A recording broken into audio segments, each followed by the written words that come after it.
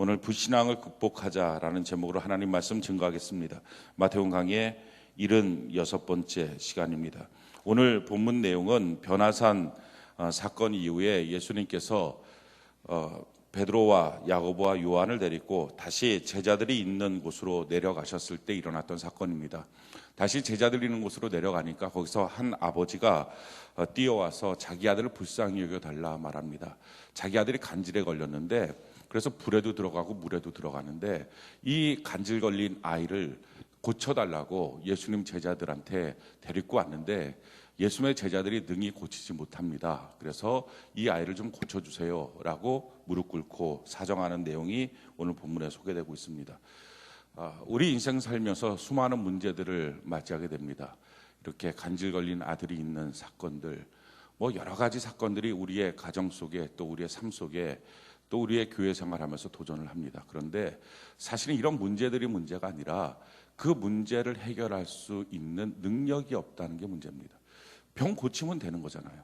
그런데 문제는 이런 문제가 그냥 상존하도록, 그 문제가 자기의 가정을 지배하도록, 그 문제가 자기의 마음과 자기 삶의 공동체를 다 덮어버리도록 그걸 고치고 해결할 능력이 없다는 것, 이게 문제입니다.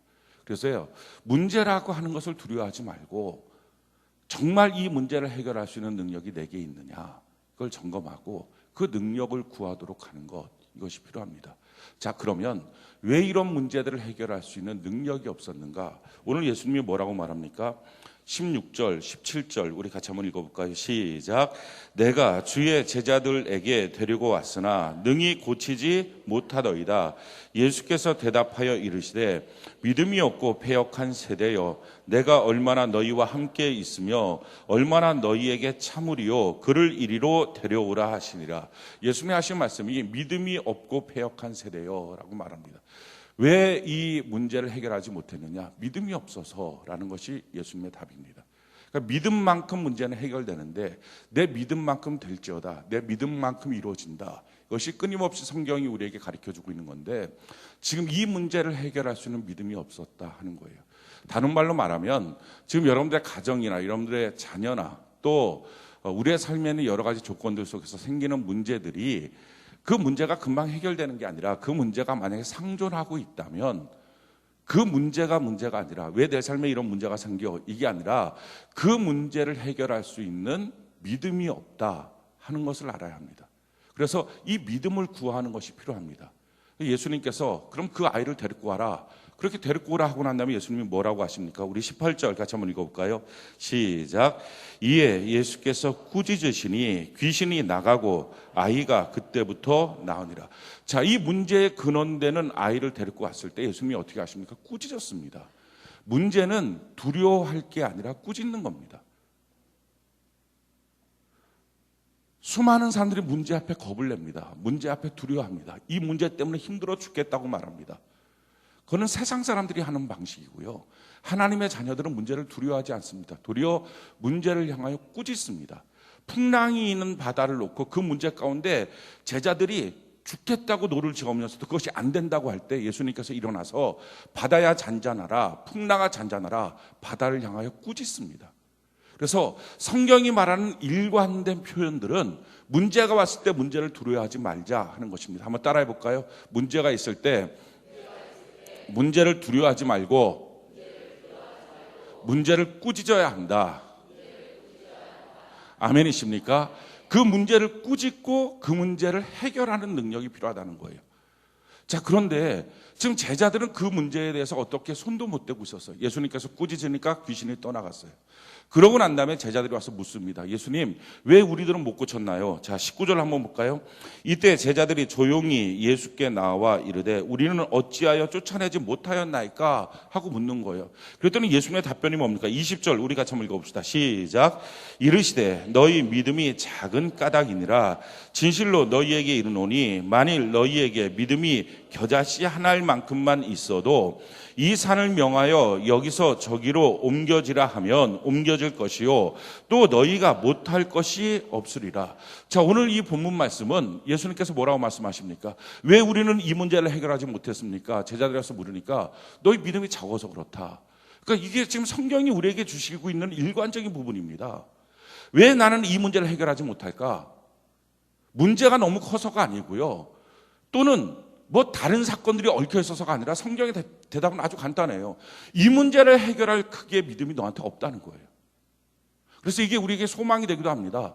그럼 이 문제가 얼마나 크냐를 놓고 고민할 게 아니라 어찌됐든 이 문제를 해결할 수 있는 믿음을 가지면 되니까 할렐루야. 주여 내게 믿음을 더하여 주옵소서. 그래서 기도가 간명해지는 거예요. 문제를 두려워할 게 아니라 문제를 해결할 수 있는 능력이 없구나. 그 능력은 믿음의 크기인데 내게 이 문제를 해결할 수 있는 믿음의 크기가 없구나 하는 사실만 알면 기도가 간명해지고요. 신앙생활이 분명해집니다. 근데 그렇지 않고 자꾸 문제에만 집중하니까 어떻게 해결할 줄도 모르고 그게 당연한 삶인 거라고 착각을 합니다. 문제는 성도들에게 당연한 삶이 아닙니다. 아니, 정확하게 말하면 문제가 오는 것은 항상 올 수 있습니다. 그런데 그 문제를 해결하지 못하고 그 문제가 집안을 다스리도록, 그 문제가 자기의 마음을 다스리도록, 그 문제가 부부간의 관계를 다스리도록, 그 문제가 자녀의 마음을 다스리도록 용납하고, 아니 정확하게 말하면 문제를 해결할 믿음이 적은 상태로 있는 것이 문제예요. 그게 불행이에요. 그게 비극이에요. 그래서 탓할 게 없어요. 내 남편 때문에 가정이 불행한 게 아니라 내 남편이 갖고 있는 그 죄성과 문제를 해결할 수 있는 믿음의 크기가 없는 게 불행이에요. 그래서 자기 탓이에요. 다른 사람의 죄도 내 탓입니까? 맞아요. 그 죄의 문제를 해결할 수 있는 믿음이 없으니까. 그러니까 믿음 있다고 자랑하고 잘난 척하지 말라고요. 나는 믿음이 굉장히 좋은데 우리 남편이 믿음이 없어서 가정이 어려워요. 나는 믿음이 굉장히 좋은데 내 자녀가 믿음이 없어서 힘들어요. 라고 말하지 말라고요. 그들의 문제를 해결할 수 있는 믿음조차 없는데 뭘 갖고 자랑하냐는 거예요. 믿음은 자랑할 게 아니고 능력이에요. 믿음이 있으면 그냥 문제는 해결돼 버려요. 그러니까 과연 이 문제를 해결할 수 있는 믿음이 있느냐. 지금 제자들이 와서 물으니까 예수님께서 너무 간명하게 대답합니다. 너 믿음이 적어서 그래? 라고 말한 거예요. 우리도 마찬가지예요. 왜 내 인생에 이런 문제가 자꾸 생길까요? 주님의 대답은 아주 간단해요. 너 믿음이 적어서 그래? 라는 거예요. 자, 그러면 이 적어서 그래라고 해놓고 주님이 해결책을 주십니다. 겨자씨 하나만큼만 있어도 이 산을 들어 저리로 가라고 하면 저리로 가고 너가 못할 게 없다라는 거예요. 되게 이상하지 않습니까? 믿음이 적다고 하는 게 문제였잖아요. 근데 성경에 보면 가장 적다라고 하는 표현이 뭐예요? 겨자씨 하나만 하다 하는 거예요. 믿음이 적어서도 못하는 거야. 그런데 해결 방법은 겨자씨 하나만큼만 있으면 돼. 그럼 우리가 생각할 때 내 믿음은 겨자씨 하나만큼의 크기만도 안 되나? 이런 생각을 할 텐데 그게 아니고요. 겨자씨 하나라는 것은 성경에서 가장 적은 것을 비유하는 거예요. 그러니까 제일 적은 것. 근데 내 믿음은요. 그게 아니라는 거예요. 그럼 이제 혼란이 빚어지는 거예요. 이게 도대체 무슨 말이냐 이게. 근데 이거예요. 겨자씨와 작은 믿음의 차이는 이것입니다. 겨자씨는요. 씨예요. 말 그대로. 심으면 큰 나무가 돼요. 아멘이십니까? 그 생명력이 있는 거예요. 자라남에 대한 열망이 있는 거예요. 지금 예수님은 우리가 생각할 때는 믿음의 크기를 이렇게 따져요. 이 컵만한 믿음, 이 헌금 주머니만한 믿음, 이렇게 크기로 따져요. 그래갖고 크기를 따져서 자기가 믿음이 크다라고 하는 것을 어떤 행위로 증명하려고 그래요. 어떤 행위로. 나 믿음이 커서 나 이렇게 헌금됐어. 나 믿음이 커서 이렇게 몇 명 전도됐어. 믿음이 커서 내가 이런 일도 했어. 이렇게 자꾸 뭔가 크기, 업적으로 증명하려고 그래요. 근데 그게 아니에요. 믿음의 크기의 문제는요. 어떤 용량의 크기, 질량의 크기의 문제가 아니라 생명의 크기예요. 우리가 믿음으로 무엇을 얻어요? 구원을 얻어요. 구원을 다른 말로 뭐라고 말해요? 영원한 생명, 영생이라고 말해요. 이터널 라이프, 생명의 문제라고요. 그러니까 지금 이 겨자씨 하나만큼이라고 하는 얘기는 그 씨는 생명이 있다는 거예요. 땅에 심으면 자라나서 큰 나무가 된다는 거예요. 근데 지금 제자들이 갖고 있는 믿음은 뭐예요? 생명이 없는 거예요. 자, 무슨 생명이 있고 생명이 없고의 차이가 뭐냐 이거예요. 지금 제자들은 베드로, 요한, 야고보는 예수님과 함께 변화산으로 올라갔어요. 나머지 제자들이 남아있어요. 자, 제자들이 남아있을 때 그들이 무슨 일을 했는지를 느낌으로 알 수 있어요. 무슨 일을 했을까요? 맨날 세 명만 데리고 다녀 예수님은. 우리 뭐 따당하는 거야 뭐야 이거. 예수님 맨날 쫓아다니고 제자라고 하긴 하지만 세 명한테 비하면 우리는 아무것도 아니에요. 맨날 따당해. 그러고 있는 거 투덜투덜거리고 그러고 있다가 누가 하면 고쳐달라고 했어요. 좋았어. 이번에 내가 한번 실력 한번 보여줄 거야. 안 되는 거예요, 이게. 근데 예수님이 왔어요. 꾸짖어요. 야, 이 믿음이 없는 놈들아. 그러자도 열받아 죽겠는데 지금 자꾸 자기는 따당하는 것 같고 3명만 데리고 다니는데 예수님 와갖고 이 믿음이 없는 것들아. 그렇게 말하니까 예수님 앞에 가서 물어본 거예요. 진짜인지. 예수님이 나를 이렇게 속삭이는 건지. 예수님 정말로 내가 이렇게 왜 못 쫓아냈습니까? 그때 예수님이 아주 직격탄을 날려고. 너가 믿음이 없어서 그래. 또 얘기한 거예요. 그러면서 예수님이 하신 말씀이 겨자씨 하나만 있으면 돼. 지금 자기가 갖고 있는 믿음의 틀을 갖고서 뭐라고 말해요? 남겨져 있고 3명만 올라간 상태를 놓고서 왜 맨날 나한테는 이렇게 예수님이 걔네들만 데리고 가고 왜 맨날 나만 따당해? 왜 맨날 나한테만 문제가 생겨? 왜 맨날 나한테는 이런 일들이 생겨? 왜 맨날 나한테는 이런 남편, 이런 자녀, 이런 아내야? 왜 내 회사는 이 모양이야? 겨자씨 하나리 있으면 어떻게 해요? 지금 데리고 오려고 자기 남겨졌어요. 그렇지. 내가 항상 예수님과 동행할 수 있도록 나도 믿음을 키워야 되겠다. 이런 문제만 왜 맨날 생겨가 아니라 이런 문제 가운데 내 믿음이 더 커져야 되겠다. 주님, 내가 자라나기 원합니다.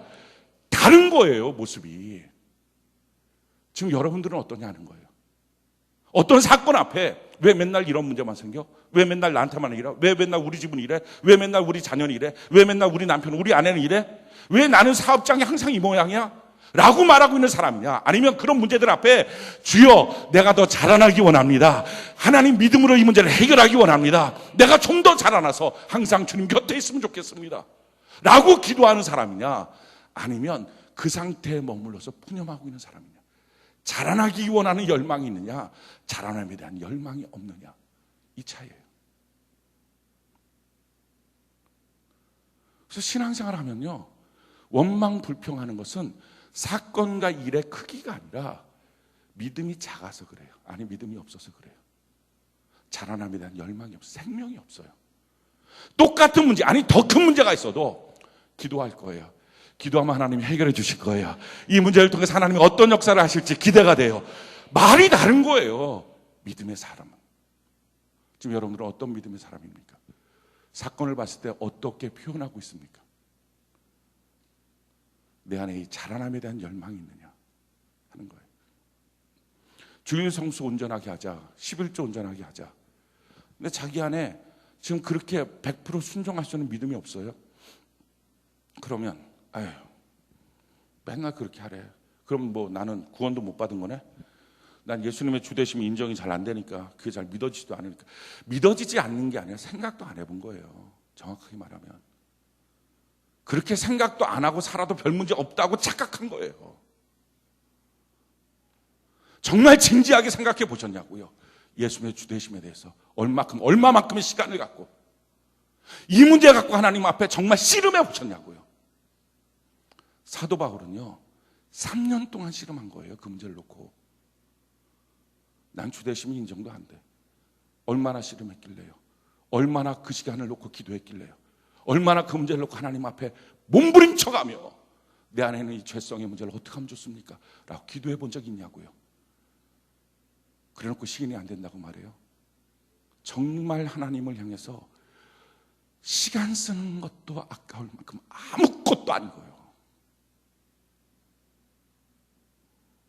그거는 믿어지지도 않는다고, 시인도 안 된다고 말할 자격조차 없는 사람이에요. 해봤냐고요. 그 문제를 놓고 기도해 봤냐고요.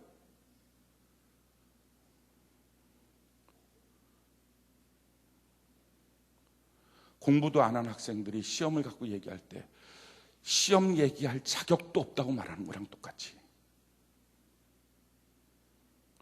믿어지냐 안 믿어지냐 그 문제 갖고 씨름해 봤냐고요. 예수님의 주되심을 놓고 씨름해 보지 않은 사람이 예수님의 주님이 주님 되심 인정이 되는 줄 아십니까? 자기의 육체와 질성이 그렇게 손쉽게 인정이 되도록 만들 것 같습니까? 마귀로부터 길들여진 지 지금 여러분들이 나이만큼 길들여졌을 텐데,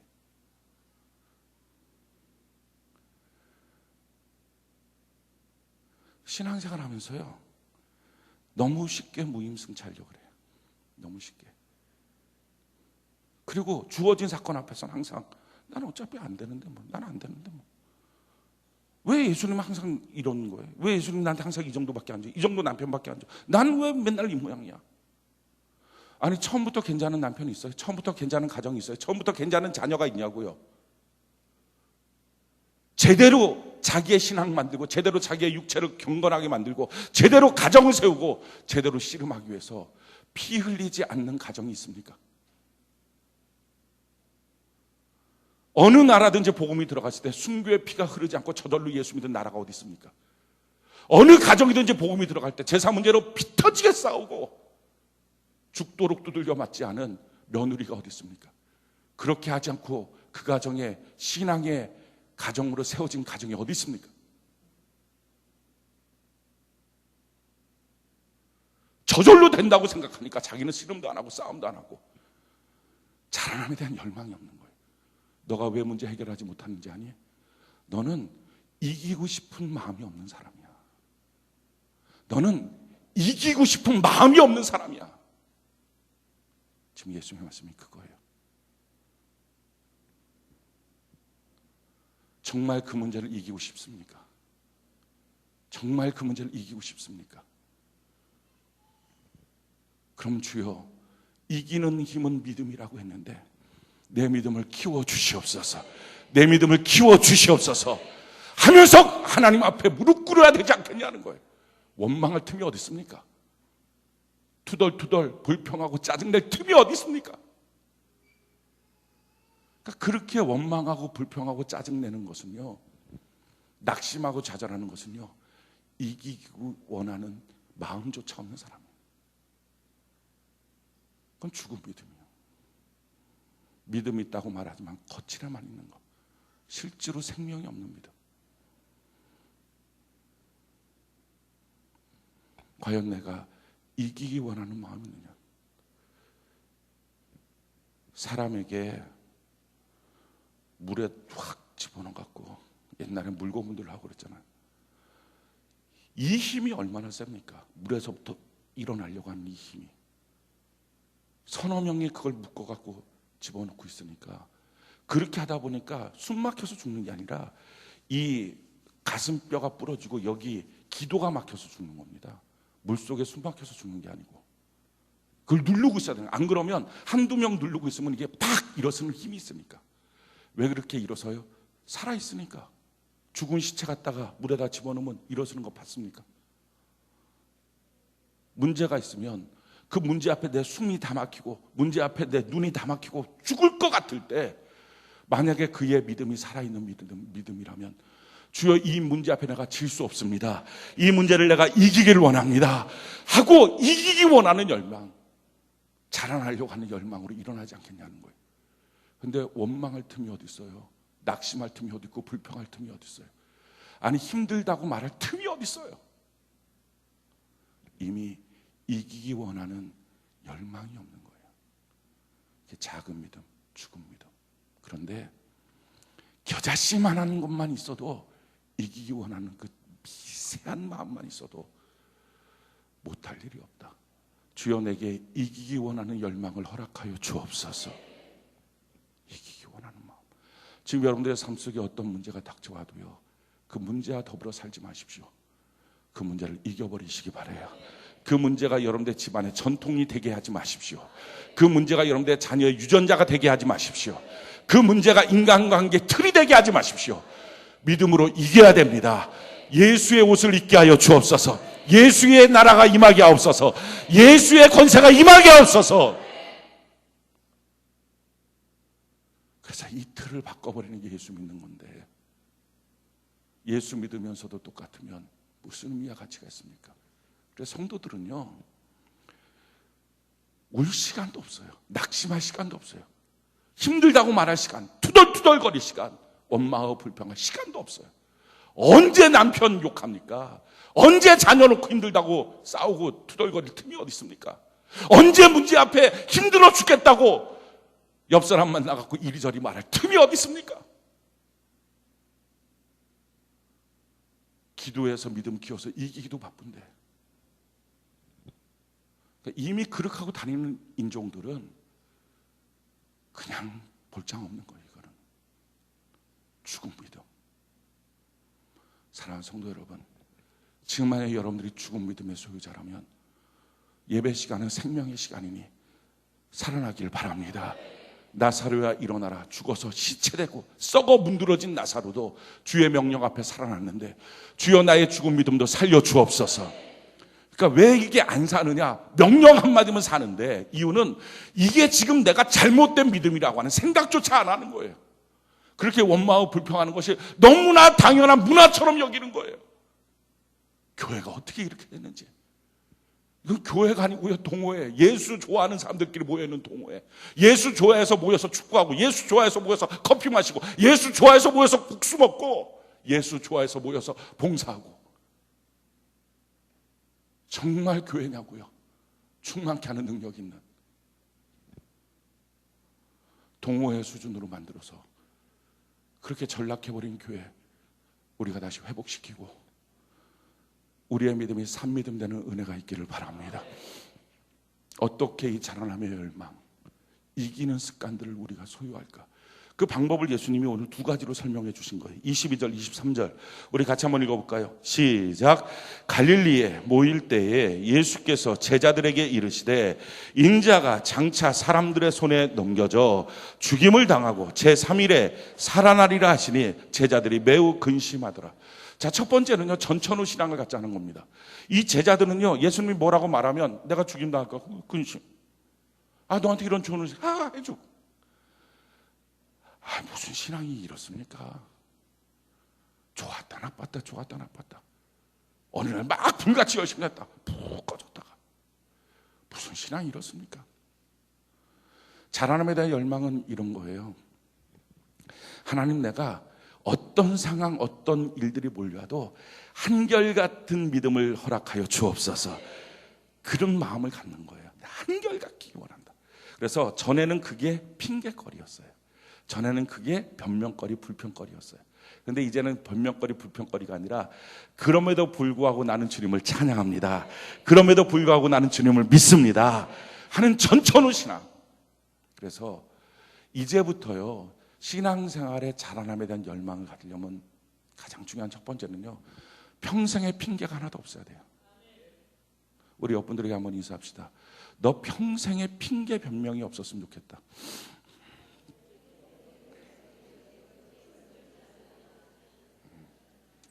신앙생활은요, 변명과 핑계가 있다는 얘기는 더 이상 자라나겠다는 열망이 없는 거예요. 자라나겠다는 열망이 있는 사람 핑계 됩니까? 변명합니까? 그냥 간단해요. 이 문제 터졌어요. 죄송합니다. 제가 믿음이 없어서요. 이 문제 해결할 수 있는 믿음이 없네요. 그런데 자라나겠습니다. 그래서 이 문제를 반드시 해결하겠습니다. 예수의 권능으로 해결하겠습니다. 자라남에 대한 열망이 있으면 답이 간단해요. 말도 별로 많은 것도 없어요. 근데 이 열망이 없는 사람은 왜 이런 문제가 생겼는지, 누구 탓인지, 서로 그래서 누구 탓인지를 곤란해요. 집안에서. 그래서 못된 놈 하나를 잡는 거예요. 두리고 잡는 거예요. 이 인간 때문에 그렇다고. 그래서 그 사람을 집에서 쫓아내요. 그럼 그 집안에는 이제 문제가 없어야 되잖아요. 근데 아니에요. 나머지 사람 중에 못된 놈이 또 하나 생겨. 언제까지 쫓아낼 거예요? 이게 쫓아낸다는 게 진짜 집 문 열고 밖으로 나가라는 게 아니라 자기 마음에서 쫓아내잖아요. 그래서 가족 구성원인데 더 이상 대화를 안 해요. 진지한 대화를.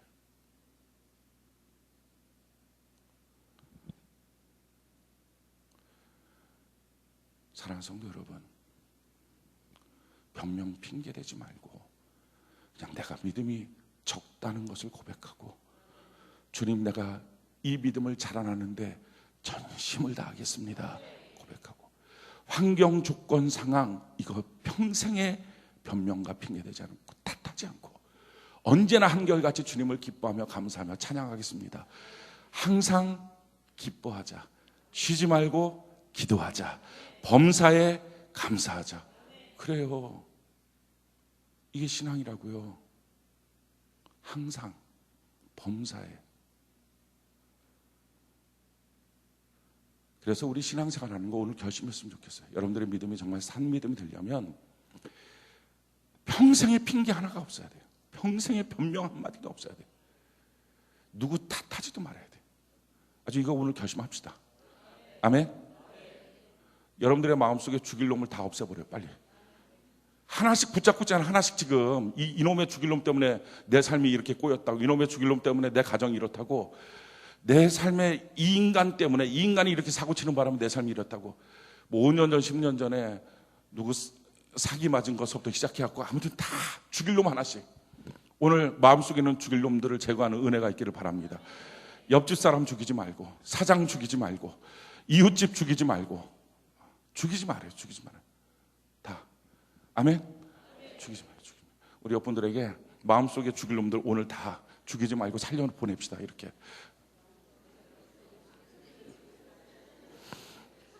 살려보내야 돼. 살려보내야 돼. 평생의 변명 핑계 안 되는 거예요. 이래야 믿음이 자라나요.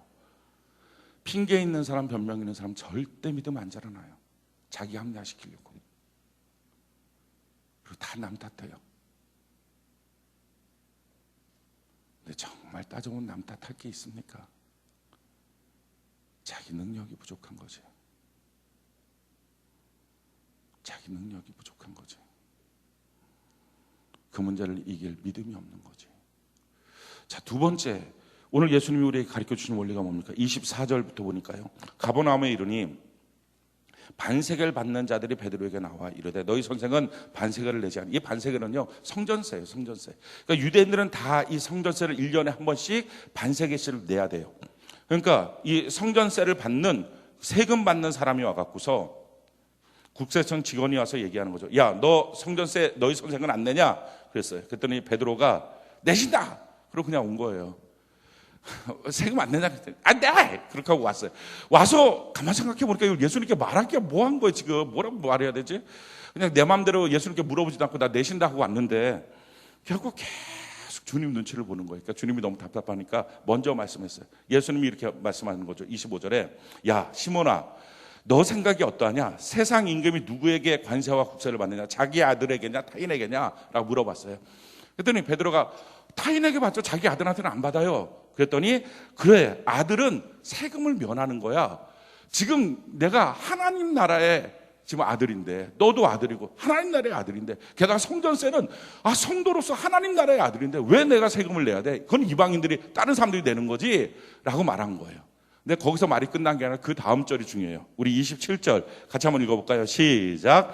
그러나 우리가 그들이 실족하지 않게 하기 위하여 내가 바다에 가서 낚시를 던져 먼저 오르는 고기를 가져 입을 열면 돈 한 세겔을 얻을 것이니 가져다가 나와 너를 위하여 주라 하시니라.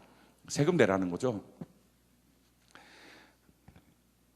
세상의 질서 속에서 하나님의 방법대로 일하는 거예요. 세상의 질서만 따르는 것은 쉬워요. 믿음 별로 사용하지 않아도 돼요. 하나님의 방법대로만 하는 것도 쉬워요. 세상 다 팽개치고, 집안 다 팽개치고 날마다 교회 와서 기도만 하고 있는 거 어려울 것 같죠? 쉬워요. 퀴즈 한번 냅시다. 목사님이 힘들어요? 신부님이 힘들어요? 목사님 100배나 힘들어요. 그거 아시나요? 신부는요, 부인도 없고 애들도 없어요. 가끔 저는 그런 생각을, 이게 앞에 있는데 해봐요. 진짜 어느 때는 그래요. 목사는요, 애 얼르고 아내 비유 맞추고 설교 준비하고 다시 아내 비유 맞추고 애 얼르고 말씀 묵상해서 영성을 깊이 하고 다시 기도하고 애 얼르고 이거 해야 돼요. 신부는 뭐 하는 거예요? 그냥 말씀 연구하고 기도하고. 얼른 애가 없어요. 비유 맞힐 아내가 없어요. 그러니까 남는 시간에 술 퍼먹고 있는 거예요. 술 퍼먹을 시간이 없어요. 목사는 술을 자유하게 만들어도 이게 잘 안 되는 거예요. 시간이 안 되는 거예요. 애 얻고 돌아다니고 집에 청소하고 세탁 돌리고 이걸 할 필요가 없는 거예요. 신부는. 그래서 그거 다 안 하고 팽개치고 기도만 하면 영성이 세질 것 같습니까? 우리가요, 나는 이런 시어머니 밑에 있으니까, 나는 이런 신랑 밑에 있으니까, 나는 이런 사장 밑에 있으니까 그래서 믿음 생활하기 힘들어요 라고 변명하지 마시고요, 나는 이런 직장이니까 어쩔 수 없어요 라고 말하지 말고요. 거기 안에서, 그 질서 안에서 하나님의 기적의 방법을 놓고 기도할 수 있는 큰 믿음의 소유자가 되라는 거예요. 기적을 어디에서 구하려고 맨날 이런 사장 밑에서, 이런 남편 밑에서, 이런 가정 환경 속에서 내가 어떻게 믿음 키우냐고 변명하는 사람이 어떻게 하나님의 기적을 봅니까? 내 믿음의 상태가 이런데 어떻게 내가 하나님의 기적을 봅니까? 라고 말하는 사람이 어떻게 하나님의 역사를 볼 수 있습니까? 그 상황 가운데서 기도해서 낚시했더니 한 세계로 올라오는 사건들을 만들 수 있는 사람, 하나님 내가 그런 사람 되기를 바랍니다. 이런 가정, 이런 환경, 이런 처지 남들도 다 아는데 여기서 내 믿음이 죽는 게 아니라 여기서 내 믿음을 크게 만들어서 이 가정의 문화를 뒤엎게 하여 주옵소서. 할 만큼의 자라남의 열망을 갖도록 환경과 조건에 대해서 다시 한번 바라볼 수 있는 눈, 이 질서를 깨트리려고 하지 말고 이 질서 안에서 내가 어떻게 하나님 앞에 하나님의 기적을 볼까? 남들보다 더 큰 믿음이 필요합니다. 기도할 수 있는 마음이 있으면 믿음이 점점 자라나는 거예요. 여기서 보니까 27절에 그러나 우리가 그들이 실족하지 않게 하기 위하여, 지금 이 국세 거는 사람들이 실족하지 않도록, 여기서 실족하지 않도록이라고 하는 이 원어의 내용이요, 스캔들 나지 않도록이에요. 사랑하는 성도 여러분, 스캔들이 나지 않기를 바랍니다. 예수 믿는 사람은 스캔들 나는 게 아니에요. 이상하게 스캔들 나는 게 아니에요. 좀 이상해 거기. 그러면 안 돼요. 그러니까 예수 믿는 사람들은 세상에 스캔들이 안 나야 돼요. 오늘날 매스미디어에서 얼마나 교회에 스캔들이 많습니까? 그러니까 지적거리가 너무 많은 거예요. 이래서 교회 안 다녀, 이래서 예수 안 믿어. 이게 너무 많은 거예요. 세상에 스캔들 나지 않도록. 그래서 건수되지 않도록. 여러분들의 남편이 여러분들을 건수 잡지 않도록, 여러분들의 직장 상사가 여러분들을 건수 잡지 않도록, 여러분들의 시어머니가 여러분들을 건수 잡지 않도록, 그 질서 안에서 어떻게 내가 하나님의 기적을 이루어서 이 상황을 역전시키고 이 문화를 바꿀 것인가. 그 상황도 거부하고 돌아다니지 말고 그저 하나님의 기적만 필요하다고 변명하고 핑계대지 말고, 그래서 주님, 나는 이렇게 더 많은 문제거리가 있으니 나는 더 많은 은혜가 필요합니다. 더 많은 믿음이 필요합니다. 라고 엎드릴 수 있는 사람. 이런 마음이 있으면요, 믿음이 점점 자라나는 거예요. 지금 여러분들의 마음의 태도가 믿음을 자라나게 하려고 하는 태도인지 아니면 원망하고 불평하고 한탄하는 믿음의 모습인지 점검해 보셔야 합니다. 우리가 적어도 한 가지는 분명한 사실이 있어요. 우리 하나님은 실수하지 않으십니다. 아멘이십니까? 지금 있는 여러분들의 가정, 직장, 지금 여러분들의 육체, 지금 여러분들의 상황, 하나님이 실수해서 그렇게 만들어 놓으신 게 아니에요. 우리 하나님 실수하지 않으십니다. 거기서 하나님이 우리를 향한 뜻이 있지 않겠어요? 이런 상황에서 나는 너 믿음이 더 자라났으면 좋겠어. 이런 상황에서 너 믿음이 더 커졌으면 좋겠어.